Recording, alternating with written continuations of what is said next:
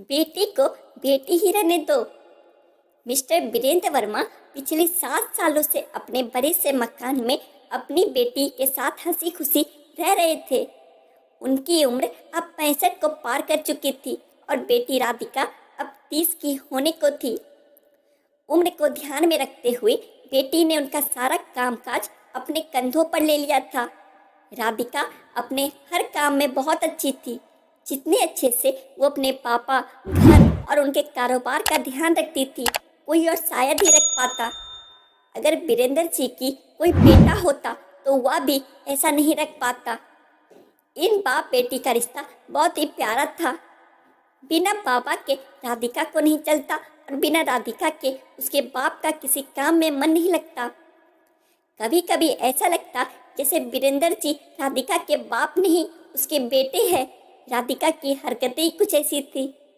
बाबा को सुबह जल्दी उठाकर जबरदस्ती वॉकिंग के लिए भेजना हो या छोटे बच्चे को जैसे दवाइयाँ पिलाते हैं वैसे ही पापा की दवाइयाँ उन्हें खिलानी हो। राधिका का बर्ताव अपने बाबा के साथ बिल्कुल वैसे ही था जैसे किसी माँ का अपने बच्चे के साथ होता है। राधिका के बाबा भी कुछ कम नहीं थे। जब जब राधिका उन्हें दवाई खाने के लिए देती तो आधी दवाई खाते और आधी छुपा देते, लेकिन राधिका के नज़रों से बच नहीं पाते। फिर वह उनके सामने खड़ी होकर सारी दवाई उन्हें जबरदस्ती खिलाती। रात को राधिका के सोने के बाद चुपके से किचन में जाकर फ्रिज से मिठाई चुरा कर खाना। बाबा की ऐसी शरारतें भी राधिका पकड़ लेती थी। पकड़े जाने पर वीरेंद्र जी पानी पीने का बहाना करते, लेकिन राधिका उनको समझाती कि मिठाई आपके लिए हानिकारक है। बाबा को याद दिलाती कि पिछली बार उनका शुगर लेवल कितना बढ़ गया था। अपने घर में अब मैं मिठाई भी नहीं खा सकता। पर बराते हुए नाराज होने की एक्टिंग करते हुए बाबा किचन से चले जाते। फिर राधिका उन्हें मनाने के लिए एक मिठाई का टुकड़ा पापा के पास लेकर जाती और फिर वो दोनों उसे आधा आधा बांट कर खाते। दोनों के चेहरे पर बड़ी स्माइल आ जाती। बस ऐसे ही दोनों की जिंदगी हंसी खुशी कट रही थी। उनका घर बहुत बड़ा था, उसमें कई कमरे थे, इसीलिए उन्होंने सोचा कि एक किराएदार रख लिया जाए। पैसों के लिए नहीं, लेकिन राधिका के ऑफिस जाने के बाद अकेले रह रहे वीरेंद्र जी को थोड़ा सा ही सही किसी का साथ मिल जाए, इसलिए जल्द ही एक किराएदार फाइनल हो गया। उनका नाम अमृत सिंह था। उम्र उनकी 55-56 की होगी। एग्रीमेंट पेपर बनाने के दौरान पहली बार वह वीरेंद्र जी और राधिका से मिले। उन्हें दोनों से मिलकर काफ़ी अच्छा लगा और अब अमृत सिंह अपनी बीवी के साथ वीरेंद्र जी के घर पर किराएदार के तौर पर रहने लगे। थोड़े ही दिन बीते थे, लेकिन अमृत सिंह वीरेंद्र जी से अच्छी तरह घुल मिल गए थे। वह दोनों सुबह सुबह साथ में ही वॉकिंग के साथ जाया करते थे। कभी वह अमृत सिंह के साथ घूमते तो कभी अमृत सिंह और उनकी बीबी राधिका और वीरेंद्र जी एक साथ डिनर किया करते। एक सुबह जॉगिंग के दौरान अमृत सिंह ने कहा कि आप और राधिका अकेले ही रहते हैं, आपको तो काफ़ी कुछ मैनेज करना पड़ता होगा। आप कैसे सब इतने अच्छे से संभाल लेते हैं? अजी मैनेज क्या करना है, मेरी होशियार बेटी के लिए या कुछ भी नहीं है। राधिका सब इतने अच्छे से संभाल लेती है कि मुझे किसी बात की कोई चिंता ही नहीं है। वीरेंद्र जी ने मुस्कुराते हुए कहा, हाँ वह तो ठीक है, लेकिन जब राधिका ससुराल चली जाएगी तब आपके लिए यह सब मैनेज करना बड़ा मुश्किल हो जाएगा। आपका कोई बेटा भी तो नहीं है और आप अकेले ही इतने बड़े घर में रहते हैं। अमृत सिंह ने अपना विचार बताते हुए कहा। वीरेंद्र जी के चेहरे के हाव भाव बदल गए। वह अमृत सिंह से कुछ कहना चाहते थे, लेकिन नहीं कहा और बात बदलने के लिए उनसे पूछा, खैर वो सब जाने दीजिए, आपके कितने बच्चे हैं?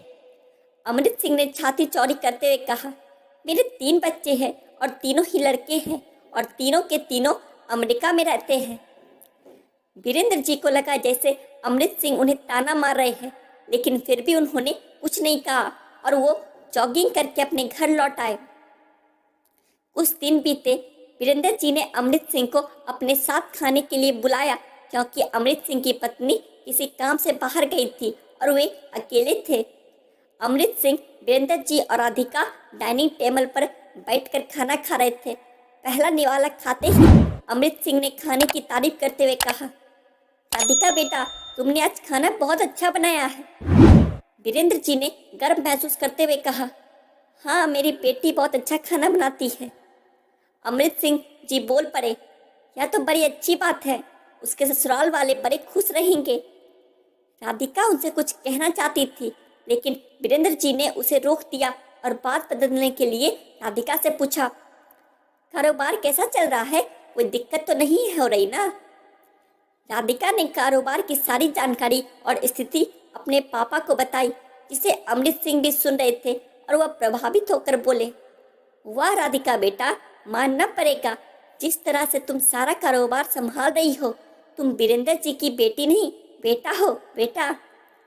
अब वीरेंद्र जी से ना रहा क्या, उन्होंने कहा, पता नहीं क्यों आप सभी लोग बेटी को बेटे के साथ कंपेयर करते हो। ऐसा एक भी काम या एक भी फील्ड बताइए जिसमें बेटियों ने अपना नाम ना बनाया हो। अरे आसमान में प्लेन उड़ाने से लेकर देश के सर्वोच्च पद पर बैठकर देश चलाने तक बेटियों ने हमेशा अपने आप को साबित किया है, लेकिन आप जैसे लोग अभी भी उनकी तुलना बेटे से ही करते रहोगे। होते होंगे बेटे सबके लिए ज़्यादा इम्पोर्टेंट, मेरे लिए तो मेरी बेटी ही सबसे बढ़कर है, और मैं यह फक्र से कह सकता हूँ, जो मेरी इस बेटी ने मेरे लिए किया है, जितना प्यार मुझे दिया है, उतना दुनिया का कोई भी बेटा नहीं दे सकता। चलिए मैं आपसे ही पूछता हूँ, आपके 3 बेटे हैं ना, बताइए वो साल में आपसे कितनी बार मिलने आते हैं? अमृत जी, दुनिया बदल चुकी है, अब आप भी बदल जाइए। बेटी को बेटी ही रहने दीजिए, उसे बेटा बनाने की कोशिश मत कीजिए। दोस्तों, इतनी सुंदर कहानी का एक छोटा सा सारांश आपको बताता चलूं। आप जब भी किसी बेटी का सम्मान करेंगे तो एक बेटी की तरह ही करना।